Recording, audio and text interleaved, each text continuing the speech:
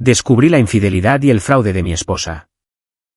No contaba con que mis propios hijos me darían las pruebas para exponerla frente a todos y recuperar mi vida. Llegó a casa a medianoche, burlándose de mí, hasta que le dije que había hecho sus maletas. No se lo esperaba. Tampoco su padre, el abogado que la ayudaba, ni el novio que creía haber encontrado una presa fácil. Mis hijos sabían la verdad desde hacía meses. Yo solo necesitaba pruebas. Ahora, lo tengo todo.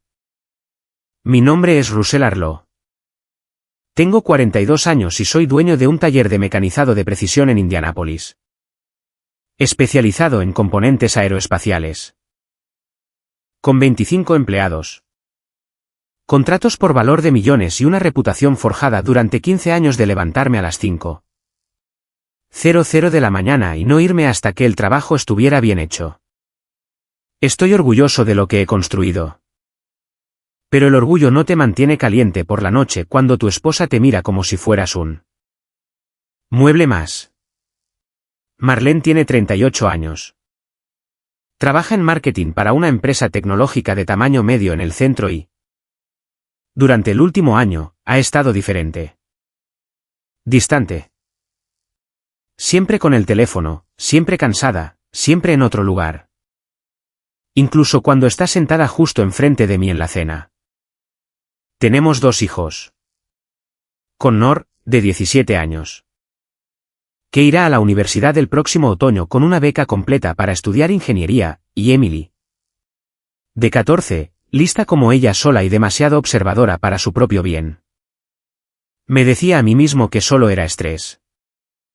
El trabajo de Marlene había sido exigente últimamente, o eso decía ella. Noches largas en la oficina, conferencias de fin de semana, llamadas urgentes de clientes que, de alguna manera, siempre ocurrían cuando necesitaba hablar con ella de algo importante. Lo achaqué a que estaba ascendiendo en la empresa, quizá pasando por una crisis de la mediana edad. Le di su espacio. Confié en ella. Ese fue mi primer error. El segundo error fue no prestar atención cuando Emily dejó de dar las buenas noches a su madre con un abrazo. Los niños perciben cosas que los adultos racionalizan. Emily me daba un beso en la mejilla cada noche antes de acostarse. Pero a Marlene solo le hacía un gesto con la cabeza desde el otro lado de la habitación. Cuando le pregunté al respecto una noche, se encogió de hombros y dijo, «Mamá siempre está ocupada». «Papá, ¿para qué molestar?» Connor no era mucho mejor. Mi hijo, que solía contárselo todo a su madre, empezó a encerrarse en sí mismo. Me hablaba de sus planes para la universidad, de su equipo de robótica, de su trabajo a tiempo parcial en la ferretería, pero cerca de Marlene, se callaba. Me di cuenta, pero no insistí. Los adolescentes pasan por fases, ¿verdad? Error. El tercer error fue ignorar mi instinto cuando Marlene empezó a hacer ejercicio obsesivamente. A comprar ropa nueva, a cambiar su perfume por uno que nunca antes había olido. Dijo que quería sentirse bien consigo misma, que se había dejado llevar y necesitaba un cambio. La apoyé, le compré una membresía en el gimnasio, le dije que estaba estupenda. Nunca cuestioné por qué de repente le importaba tanto su apariencia después de años de pantalones de chándal y coletas. Fui un necio. Todo empezó a desmoronarse hace 3 semanas. Cuando volví a casa temprano de una inspección y encontré a Marlene en el porche trasero, riéndose por teléfono de una manera que no se había reído conmigo en años. No me oyó entrar en el garaje. Me quedé en la cocina, escuchando a través de la puerta mosquitera mientras susurraba, «Lo sé. Lo sé. Solo unos meses más y ya no tendremos que escondernos». Se me encogió el estómago. Se dio la vuelta y me vio allí de pie. Su rostro palideció por medio segundo antes de esbozar una sonrisa y decir que era solo su amiga Jen del trabajo. Hablando de alguna broma interna. Quería creerla. Dios, quería creerla, pero algo en sus ojos me decía que estaba mintiendo. Fue entonces cuando dejé de ignorar las señales de advertencia y empecé a prestar atención. Emily vino a verme un martes por la noche. Estaba en el garaje realizando diagnósticos en un prototipo de válvula para Boeing cuando oí abrirse la puerta lateral. Estaba allí, en pijama, sosteniendo su teléfono, con aspecto de haber estado llorando. Papá, tenemos que hablar. Dejé mis herramientas y le acerqué un taburete. Emily se sentó, respiró hondo y dijo las palabras que lo cambiaron todo. Mamá te está engañando. Mi primer instinto fue la negación. Mi hija de 14 años no sabía de lo que estaba hablando. Estaba malinterpretando algo. Pero entonces desbloqueó su teléfono y me mostró una carpeta que contenía 47 grabaciones de audio. Llevo 3 meses grabando sus llamadas telefónicas, dijo Emily en voz baja, con la voz temblorosa. Sé que no debería haberlo hecho, pero algo no me cuadraba y quería protegerte. Escuché la primera grabación. La voz de Marlene, alegre y coqueta de una manera que no había oído dirigida a mí en años. Hablando con alguien llamado Chad. Hablaban de hoteles, de viajes de fin de semana. De cuánto tiempo más tendrían que tener cuidado antes de que ella pudiera dejarme. La segunda grabación fue peor. Marlene riéndose de lo ingenuo que era yo. De que nunca sospecharía nada porque estaba demasiado ocupado con mi pequeño taller de mecanizado para darme cuenta de lo que estaba pasando bajo mi propio techo. La tercera grabación me revolvió el estómago. Hablaba de los $85,000 que yo había ahorrado para los gastos universitarios de Connor. El dinero que había estado guardando desde que nació. Le dijo a Chad que sería una inversión perfecta en su negocio de consultoría una vez que el divorcio finalizara. Emily me observaba procesar todo esto, con lágrimas corriendo por su rostro. Lo siento, papá. Quería decírtelo antes. Pero tenía miedo. Connor también lo sabe. Vio a mamá con ese tipo en el centro comercial hace 6 meses. Pero tampoco sabía cómo decírtelo. 6 meses. Mis hijos habían estado llevando esta carga durante 6 meses mientras yo andaba por ahí. Ajeno a todo. Abracé a Emily y le dije que nada de esto era culpa suya. Luego le pedí que me enviara todas las grabaciones. Lo hizo, y esa noche las transferí a un disco duro seguro. Connor bajó a eso de la medianoche y me encontró sentado en la mesa de la cocina, mirando mi portátil. Parecía agotado, culpable, derrotado. Emily te lo ha contado, dijo. No era una pregunta. Asentí. Mi hijo se sentó frente a mí y empezó a hablar. Me contó que vio a Marlene en el centro comercial Castleton Square el pasado octubre. De la mano de un hombre que no reconoció. La confrontó más tarde. Y ella le inventó una historia sobre un colega que la ayudaba a elegir un regalo para mí. Connor sabía que era mentira, pero no quería destruir nuestra familia basándose en una corazonada. Debería habértelo dicho, dijo Connor, con la voz quebrada. Fui un cobarde. No, le dije con firmeza. Eras un niño tratando de dar sentido a algo que no debería haber sido tu responsabilidad. Esto es culpa suya. No tuya. Nos quedamos allí sentados durante mucho tiempo, padre e hijo. Ambos dándonos cuenta de que nuestra familia, tal como la conocíamos, ya no existía. Simplemente, aún no lo habíamos reconocido. A la mañana siguiente, hice 2 llamadas telefónicas. La primera fue a mi abogado. Un tipo brillante llamado Robert Callahan que se había encargado de los contratos cuando le compré su parte a mi antiguo socio. La segunda fue a una investigadora privada que un cliente me había recomendado años atrás. Una ex policía llamada Patricia Drake. Estaba harto de estar ciego. Era hora de ver exactamente qué había estado ocultando Marlene. Patricia Drake era todo lo que necesitaba en una investigadora. Directa, minuciosa y rápida. En 48 horas, confirmó lo que las grabaciones de Emily ya me habían dicho. Chad Stevens, 40 años, divorciado 2 veces. Dirigía una supuesta empresa de consultoría apenas legítima. Y tenía un historial de fijarse en mujeres casadas con dinero. Patricia me entregó una carpeta con fotos de vigilancia. Marlene y Chad en restaurantes que yo no podía permitirme en noches de cita que ya no teníamos. Ellos registrándose en el Marriott del centro. Ellos paseando por Broad Ripple cogidos de la mano como adolescentes. Hay más, dijo Patricia, deslizando otro documento sobre su escritorio. Tu esposa sacó una línea de crédito sobre el valor líquido de la vivienda hace 3 meses, $240,000 contra vuestra casa. Falsificó tu firma en los papeles. Se me durmieron las manos. Eso es imposible. Nunca firmé nada. Lo sé. Ya he contactado con el banco y he presentado una denuncia por fraude. Están investigando. Pero esto se va a complicar.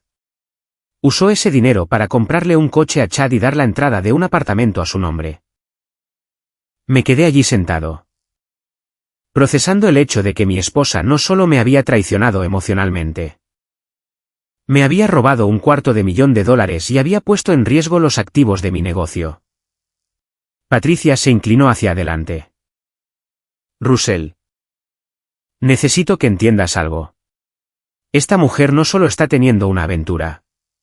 Está planeando sistemáticamente destruirte financieramente mientras construye una vida con otra persona. Necesitas actuar rápido. Esa noche volví a casa y esperé. Marlene había enviado un mensaje antes diciendo que llegaría tarde de una cena con un cliente.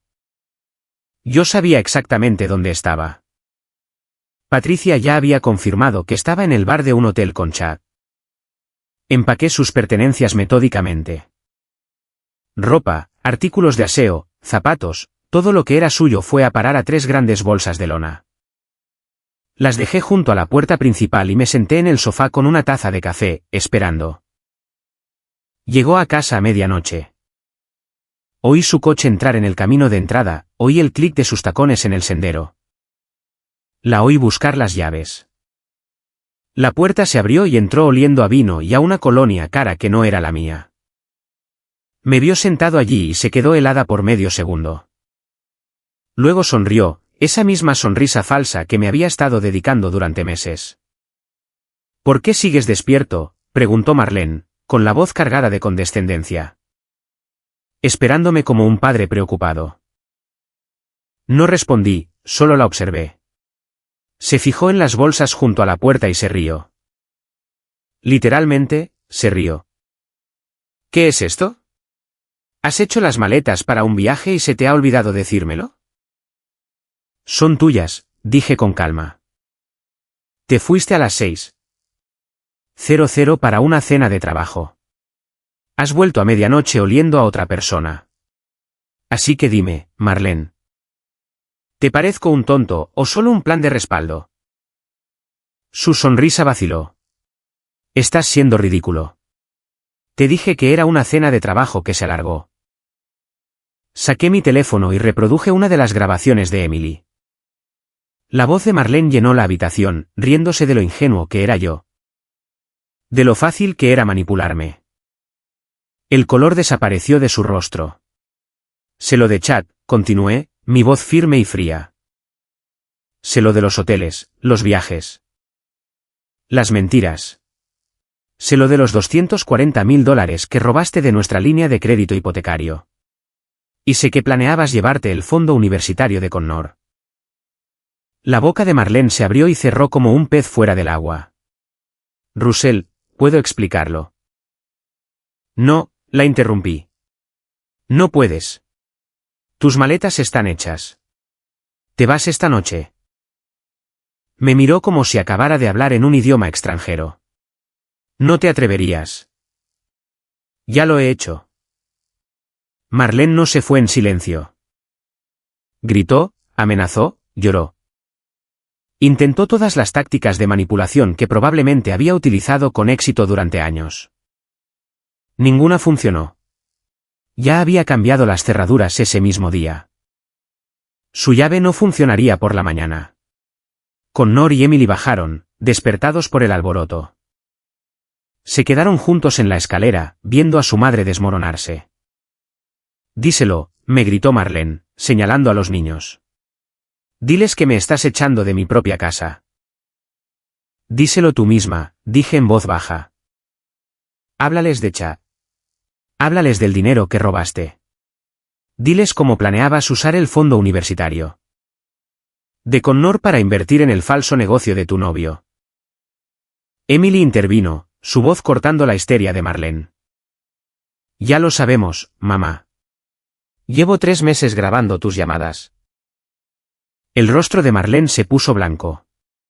Miró a Emily, luego a Connor, y luego de nuevo a mí. Has puesto a mis propios hijos en mi contra. Connor dio un paso adelante, con la mandíbula apretada. No, mamá. Eso lo hiciste tú misma cuando lo elegiste a él por encima de nosotros. Nunca he estado más orgulloso de mi hijo que en ese momento. Marlene cogió sus maletas y salió furiosa, cerrando la puerta con tanta fuerza que hizo temblar las ventanas. Oímos su coche arrancar bruscamente, con los neumáticos chirriando contra el asfalto. La casa quedó en silencio. Emily bajó y me abrazó. Connor se unió a nosotros. Nos quedamos allí, en la entrada, los tres, una familia que estaba rota pero que, de alguna manera, se sentía más fuerte de lo que había estado en meses. A la mañana siguiente, me reuní con Robert Callahan, mi abogado. Le llevé todo, las grabaciones, las fotos de vigilancia de Patricia, los documentos del préstamo falsificados, los extractos bancarios que mostraban las transferencias fraudulentas. Robert lo revisó todo y soltó un silbido bajo. Russell. Este es uno de los peores casos de fraude matrimonial que he visto en 20 años. Se va a enfrentar a cargos penales solo por la falsificación. Quiero la custodia total de los niños, le dije. Y quiero que me devuelva hasta el último céntimo que robó. Lo conseguirás, me aseguró Robert. Con estas pruebas, no tiene por dónde defenderse. Hizo una pausa, estudiándome. Hay algo más que deberías saber. He investigado un poco a Chad Stevens. No es solo un mal novio. Es un estafador con órdenes de arresto pendientes en 2 estados por fraude financiero. Tu mujer no. Solo te engañaba. Estaba siendo utilizada por alguien que se dedica a esto profesionalmente. La ironía no se me escapó. Marlene había pensado que estaba mejorando, dejando a su aburrido marido por un hombre excitante que la hacía sentir viva. En cambio, se había liado con un depredador que la veía como nada más que un billete de comida. 2 días después, recibí una llamada del departamento de fraudes del banco. Rastrearon los documentos falsificados hasta el padre de Marlene, un abogado llamado Thomas Reed. La había ayudado a falsificar la documentación, pensando que estaba ayudando a su hija a asegurar bienes antes del divorcio. Ahora, se enfrentaba a la inhabilitación y a una posible pena de cárcel. Toda la familia de Marlene había conspirado contra mí, y uno por uno. Todos estaban afrontando las consecuencias. Patricia Drake me llamó esa tarde con más noticias. Acaban de arrestar a Chad Stevens. Resulta que lo buscan en Ohio y Kentucky por llevar a cabo estafas de inversión. El FBI lo detuvo esta mañana. Todo se estaba desmoronando para ellos, y yo no sentía absolutamente nada. Marlene no se fue en silencio. Se mudó con sus padres y, en 24 horas, empecé a recibir mensajes amenazantes de su padre. Thomas Reed. Era abogado, acostumbrado a intimidar a la gente.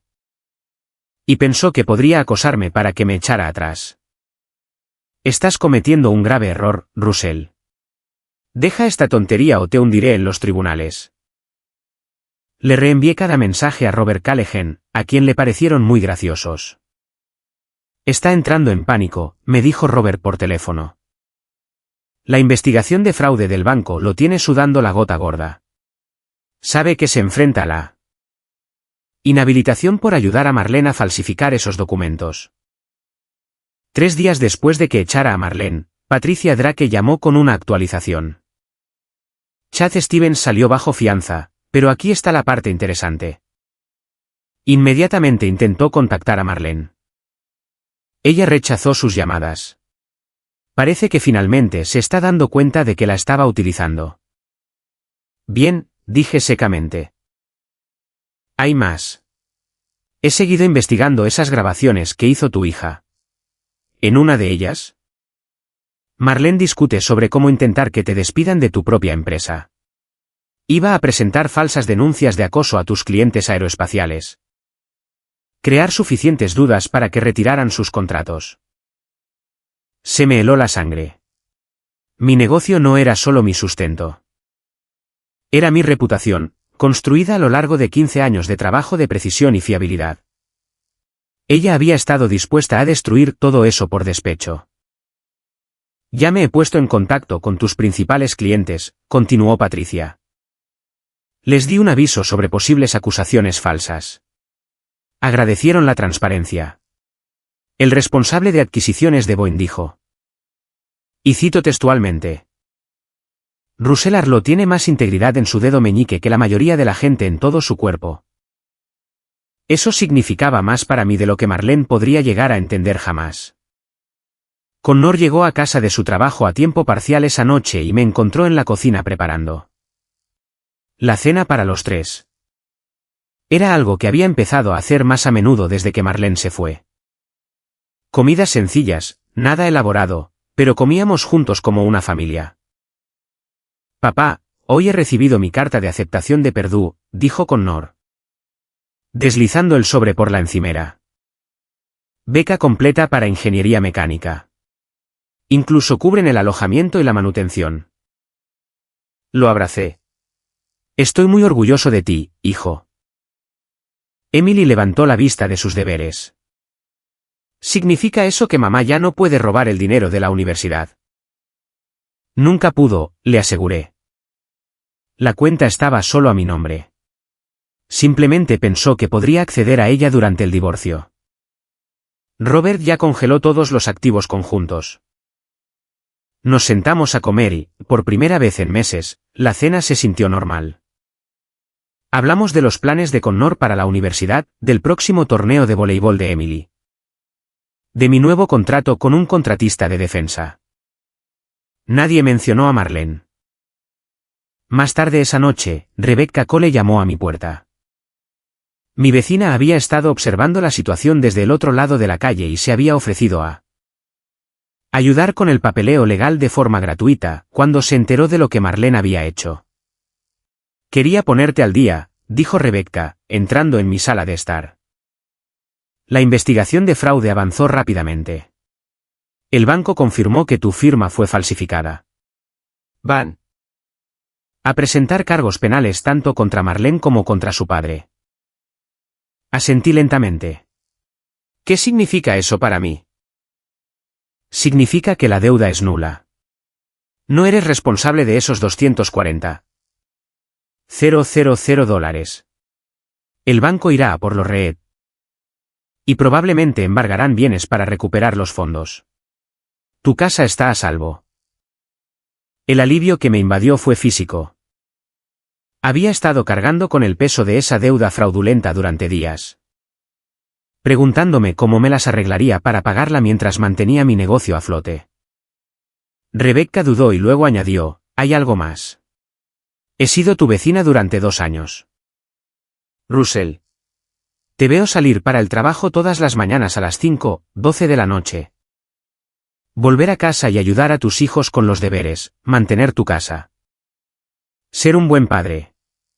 Y he visto a Marlene tratar todo eso como si no significara nada. Hizo una pausa, eligiendo sus palabras con cuidado. Lo que intento decir es que te mereces algo mejor de lo que ella te dio. No dejes que esto te haga olvidarlo. Miré a Rebecca, la miré de verdad por primera vez. Era inteligente, amable y acababa de pasar horas ayudándome a navegar por documentos legales sin pedir nada a cambio. Gracias, dije en voz baja. Por todo. Ella sonrió. Para eso están los vecinos. La madre de Marlene, Patricia Reed, me llamó una semana después. A diferencia de los mensajes amenazantes de su marido, su voz era tranquila, casi quebrada. Russell, necesito hablar contigo de algo. ¿Podemos vernos en algún lugar privado? Acepté reunirme con ella en una cafetería del centro, curioso por saber qué quería. Patricia apareció con aspecto de haber envejecido 10 años en la última semana. Se sentó frente a mí, no pidió nada y fue directa al grano. No sabía lo que Thomas y Marlene estaban planeando, comenzó. Sabía lo del romance, y debería habértelo dicho. Pero no supe lo del fraude hasta que el banco nos contactó. No dije nada, esperando. Patricia sacó un sobre y lo deslizó sobre la mesa. Estos son documentos que encontré en la oficina de Thomas. No solo estaba ayudando a Marlene a falsificar los papeles del préstamo. La estaba asesorando sobre cómo ocultar bienes. Cómo manipular las evaluaciones de custodia. Cómo destruirte financieramente y llevarse a los niños. Abrí el sobre. Dentro había estrategias legales, planes de difamación. Incluso un borrador de moción para pintarme como un padre inestable y potencialmente peligroso. Habían planeado usar mis horas de trabajo en mi contra, alegar que era negligente. Sugerir que mi negocio de mecanizado de precisión exponía a los niños a riesgos industriales. ¿Por qué me enseñas esto?, pregunté. Porque está mal, dijo Patricia, con lágrimas asomando a sus ojos. Cría a mi hija mejor que esto, o al menos eso pensaba. Thomas potenció sus peores impulsos. Y ahora ambos se enfrentan a cargos penales. Nuestra familia está destruida. Y todo porque Marlene no supo apreciar lo que tenía. Me miró con genuino remordimiento. Fuiste un buen marido, Russell. Trabajaste duro, mantuviste a tu familia. Amaste a tus hijos. Marlene tiró todo eso a la basura por un estafador que la veía como nada más que un cajero automático con piernas. No supe qué decir. Esta mujer había visto a su hija destruir nuestro matrimonio y no había dicho nada. Pero al menos ahora tenía el valor de enfrentarse a mí. Connor y Emily son buenos chicos, continuó Patricia. No deberían perder a su abuela porque su madre tomó decisiones terribles. Te pregunto si todavía puedo ser parte de sus vidas. Lo consideré cuidadosamente. Emily siempre había estado muy unida a su abuela. Connor no tanto, pero la respetaba. Eso depende de ellos, dije finalmente. Si quieren mantener una relación contigo, no me opondré. Pero con Thomas se acabó. Ayudó a orquestar un ataque contra nuestra familia. Y no expondré a mis hijos a eso. Patricia asintió, aceptando el límite. Es justo. Thomas y yo nos estamos separando. No puedo seguir casada con un hombre que ayudaría a nuestra hija a cometer un fraude. Se levantó para irse y luego se volvió. Una cosa más. Marlene está embarazada. Las palabras me golpearon como un puñetazo. ¿Qué? Está de 8 semanas. Afirma que es tuyo. Pero las fechas no cuadran según la última vez que estuvieron juntos. Creo que es de Chad. Y va a intentar usarlo como palanca para que retires los trámites de divorcio. Mi mente se aceleró. Si Marlene estaba embarazada del hijo de Chad mientras todavía estaba legalmente casada conmigo, podría intentar reclamar que yo era el padre, manipular los acuerdos de custodia, complicarlo todo. Robert necesita saber esto de inmediato, dije, sacando ya mi teléfono. Patricia asintió. Imaginé que dirías eso. Testificaré si es necesario. Ya he terminado de proteger sus mentiras. Mientras se alejaba, me quedé en la cafetería procesando este nuevo acontecimiento. Marlene ya no solo luchaba por salvarse a sí misma. Luchaba por un futuro con un hijo que podría pertenecer a un fugitivo federal. Esto estaba lejos de terminar. Los padres de Marlene celebraban su 40º aniversario de bodas con una gran fiesta en el club de campo.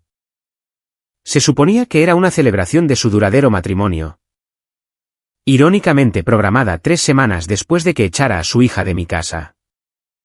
Patricia Reed me llamó personalmente para extenderme una invitación. Sé que es incómodo, Russell. Pero Thomas no sabe que te estoy invitando. Los niños deberían estar allí para el hito de sus abuelos. Y tú sigues siendo su padre. Acepté, pero no por la razón que ella pensaba. La fiesta fue lujosa, más de 100 invitados en el salón de baile, champán fluyendo. Una banda en vivo tocando clásicos de los años 60. Connor y Emily vinieron conmigo, ambos bien vestidos, ambos con aspecto incómodo. Marlene estaba allí con su padre, actuando como la hija obediente. Sonriendo para las fotos y fingiendo que todo estaba bien. Me vio entrar y su rostro se puso blanco. Thomas Reed se dirigió hacia mí, probablemente con la intención de echarme. Pero Patricia lo interceptó con una mano en su brazo y una advertencia susurrada que no pude oír. No estaba allí para montar una escena. Estaba allí para decir la verdad. Robert Callahan había preparado documentos, perfectamente legales, perfectamente devastadores. Era un recuento detallado del fraude de Marlene, su aventura. Los documentos del préstamo falsificados. La implicación de su padre y los cargos penales a los que ambos se enfrentaban. Todo hechos, todo demostrable, todo de dominio público. Cuando Patricia se levantó para hacer un brindis por los 40 años de matrimonio. Esperé a que terminara. Luego me levanté. Sosteniendo un micrófono que el director de la banda me había dado después de que le explicara lo que necesitaba. Me gustaría decir unas palabras, comencé, mi voz tranquila y firme. La sala se quedó en silencio. Marlene negaba con la cabeza, articulando un no hacia mí desde el otro lado de la sala. Thomas parecía a punto de explotar, pero Patricia me miró a los ojos y asintió levemente. Casi imperceptiblemente. Sabía lo que se avecinaba y no iba a detenerlo. 40 años de matrimonio es un logro increíble, continué. Requiere honestidad, confianza y compromiso. Valores sobre los que sentía que mi propio matrimonio estaba construido. Hasta que descubrí que mi esposa me había estado mintiendo durante más de un año. Murmullos de sorpresa recorrieron la multitud. Marlene se levantó, con el rostro rojo de furia y vergüenza. No estoy aquí para airear trapos sucios ni buscar venganza, dije, mirándola directamente. Estoy aquí porque esta gente merece saber la verdad sobre la familia que están celebrando esta noche. Hice un gesto hacia Connor y Emily, que estaban a mi lado. Estos dos increíbles chicos se enteraron del romance de su madre meses antes que yo. Llevaron esa carga en silencio. Tratando de protegerme. Emily grabó conversaciones telefónicas en las que Marlene discutía robar el fondo universitario que yo había ahorrado para Connor. Connor fue testigo de cómo su madre estaba con su novio en el centro comercial y le contaron una mentira al respecto. La sala estaba ahora en un silencio sepulcral. Se podía oír la respiración de la gente.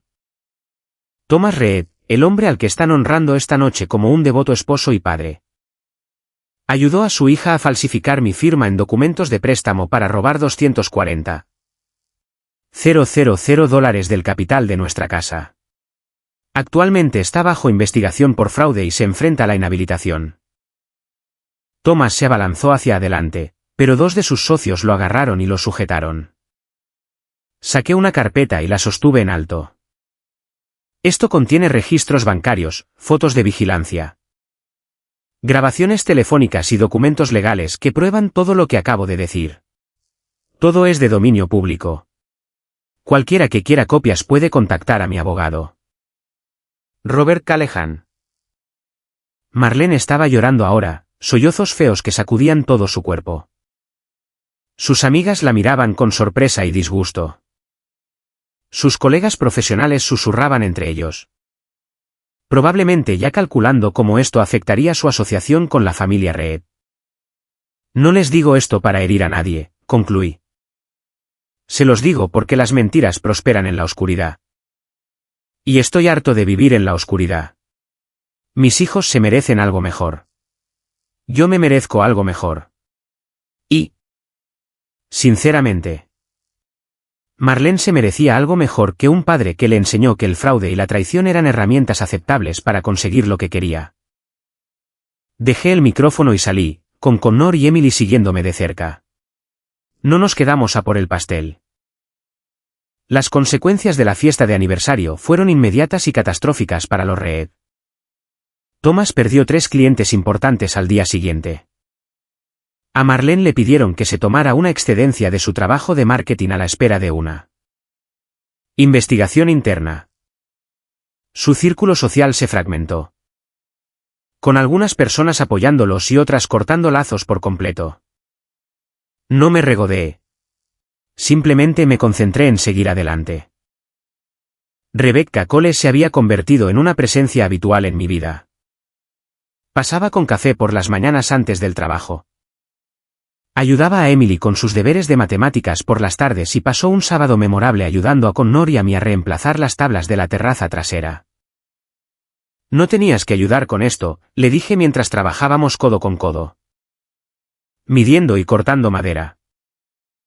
Rebecca sonrió, limpiándose el serrín de la cara. Quería hacerlo. Además, tú también me estás haciendo un favor. Mi propio padre nunca me enseñó estas cosas. Me gusta aprender. Trabajamos en un cómodo silencio durante un rato. Y me encontré fijándome en pequeños detalles sobre ella. La forma en que se concentraba cuando medía 2 veces antes de cortar. Su risa cuando Connor contaba malos chistes de carpintería. La facilidad con la que encajaba en nuestra pequeña dinámica familiar. Pero entonces Natalie Dawson volvió a mi vida, y todo se complicó. Natalie y yo habíamos trabajado juntos hacía 8 años en otra empresa de fabricación antes de que yo abriera mi propio taller. Habíamos tenido una conexión entonces. Algo sobre lo que ninguno de los dos actuó porque ambos estábamos en relaciones. Se había mudado a Colorado, se había casado. Se había divorciado y ahora estaba de vuelta en Indianápolis trabajando como consultora para uno de mis clientes aeroespaciales. Nos encontramos en una reunión de proveedores, y fue como si no hubiera pasado el tiempo. Russell Arlo, dijo Natalie, con el rostro iluminado. Oí que empezaste tu propia empresa. Eso es fantástico. Tomamos un café después de la reunión, que se convirtió en cena. Que se convirtió en largas conversaciones telefónicas sobre todo y nada. Natalie entendía los aspectos técnicos de mi trabajo de una manera que Rebecca no. Podía hablar de aleaciones de titanio, programación CNC y protocolos de garantía de calidad. Pero más que eso, recordaba quién era yo antes de Marlene. Antes de que el matrimonio se desmoronara, cuando todavía era optimista sobre el futuro. No has cambiado, me dijo Natalie durante la cena una noche. Sigues siendo el tipo que se preocupa más por hacer un buen trabajo que por ganar dinero fácil. ¿Es eso un cumplido? Ella se rió. Es el mayor cumplido que sé dar. Me estaba enamorando de ambas de maneras completamente diferentes. Rebecca representaba la estabilidad, la vida doméstica. Una vida integrada con mis hijos y mi vecindario. Natalie representaba la aventura, la asociación intelectual. Una conexión con la persona que solía ser antes de que las responsabilidades me abrumaran. Emily se dio cuenta, por supuesto. Me acorraló en la cocina una noche después de que Rebecca se hubiera ido. ¿Te gusta?, afirmó Emily. No era una pregunta. Rebecca es una buena amiga. Papá, tengo 14 años. No soy tonta. La miras como solías mirar a mamá antes de que todo se estropeara. Emily hizo una pausa. Pero a Natalie la miras de otra manera. Como si te recordara algo que perdiste. Mi hija era demasiado perspicaz para su propio bien. No sé lo que estoy haciendo, admití. Es demasiado pronto. Todavía estoy casado. Técnicamente. No debería estar pensando en nada de esto. Emily me abrazó. Tienes derecho a ser feliz, papá. Después de todo lo que mamá te hizo pasar. Te mereces encontrar a alguien que realmente te aprecie. ¿Y si no sé quién es la persona adecuada? Entonces tómate tu tiempo para averiguarlo. Ambas parecen simpáticas. Simplemente no te precipites. En nada porque estés tratando de llenar un vacío que dejó mamá. Sabías palabras de una chica de 14 años. Connor tenía su propia opinión. Rebecca es sólida, papá. Está aquí. Es estable. Se preocupa por nosotros. Natalie es genial. Pero acaba de volver a la ciudad. ¿Qué pasa si le ofrecen otro trabajo en otro sitio? Ambos niños plantearon puntos válidos. Pero ninguno podía decirme lo que mi corazón quería porque yo mismo no lo sabía. Los trámites de divorcio avanzaron más rápido de lo que Robert Callahan había predicho. Con la montaña de pruebas contra Marlene. Su abogado le aconsejó que aceptara el acuerdo en lugar de enfrentarse a un juez que había visto la documentación del fraude. Conseguí la custodia total de Connor y Emily. Marlene recibió derechos de visita supervisada, 2 horas cada 2 sábados, pendientes de completar. La terapia ordenada por el tribunal. Tuvo que devolver los $240,000 a través de un plan de pago estructurado que le llevaría 15 años completar. El fondo universitario permaneció intacto y asegurado en un fideicomiso al que solo yo podía acceder. Thomas Reed fue inhabilitado 3 meses después de la fiesta de aniversario. Él y Patricia se separaron oficialmente. Y Patricia se mudó a un pequeño apartamento en el centro e intentó reconstruir la relación con sus nietos. Chad Stevens aceptó un acuerdo de culpabilidad por los cargos federales. 5 años de prisión por fraude electrónico y robo de identidad en varios estados. El embarazo de Marlene terminó en un aborto espontáneo a las 12 semanas. Y no sentí más que alivio por un niño que no nacería en ese caos. Mi negocio prosperó. El contrato de Boeing se amplió y contraté a 5 nuevos empleados para hacer frente al aumento de la carga de trabajo. Connor se fue a Purdue en agosto, llamando a casa 2 veces por semana para ver cómo estábamos Emily y yo. Mi hijo estaba floreciendo. Finalmente libre de la tensión que había envenenado nuestra casa durante tanto tiempo. Emily empezó a ver a un terapeuta, no porque estuviera rota, sino porque era lo suficientemente inteligente como para procesar su trauma con ayuda profesional. Se unió al equipo de debate de la escuela y descubrió que tenía talento para argumentar casos con lógica y pruebas. Le dije que algún día sería una abogada fantástica. Rebecca y Natalie permanecieron en mi vida, y todavía no podía elegir entre ellas. Rebecca se había convertido en parte de nuestra rutina diaria. Ayudaba a Emily con la preparación para la universidad. Se unía a nosotros para las cenas de los domingos y pasó un fin de semana memorable enseñándome a cocinar algo más complicado que un sándwich de queso a la parrilla. Encajaba a la perfección en la vida que estaba construyendo, estable, presente y amable. Natalie me desafiaba de maneras que había olvidado que necesitaba. Me impulsó a expandir el negocio, me presentó a contactos en Lockheed Martin y Northrop Grumman. Y me recordó que yo era más que un padre divorciado tratando de sobrevivir. Era un ingeniero cualificado con ambición y potencial. Vas a tener que elegir en algún momento, me dijo Connor durante una de sus llamadas telefónicas. Lo sé, pero no hoy, ¿verdad? ¿Cierto? No hoy. Ambas mujeres sabían de la existencia de la otra y aparentemente habían hecho las paces con la situación. Rebecca me dijo que no se iba a ninguna parte y que podía tomarme todo el tiempo que necesitara. Natalie dijo que había esperado 8 años para que yo estuviera soltero. Podía esperar un poco más para que yo averiguara qué quería. Era el hombre más afortunado e indeciso del mundo. Patricia Reed nos invitó a Emily y a mí a almorzar un sábado. Nos encontramos en un café tranquilo, y ella parecía más sana de lo que había estado en meses. Quería darte las gracias, me dijo Patricia, por dejarme seguir en sus vidas a pesar de todo lo que mi familia hizo. Elegiste la integridad por encima de la lealtad a las mentiras de tu hija. Respondí, eso requirió valor. Thomas y yo nos vamos a divorciar. Presenté la demanda la semana pasada. Bebió un sorbo de su té. Me di cuenta de que había pasado 40 años con un hombre que valoraba ganar por encima de la honestidad. No quiero pasar el resto de mi vida de esa manera. Emily extendió la mano sobre la mesa y tomó la de su abuela. Bien por ti, abuela. Patricia sonrió a través de las lágrimas.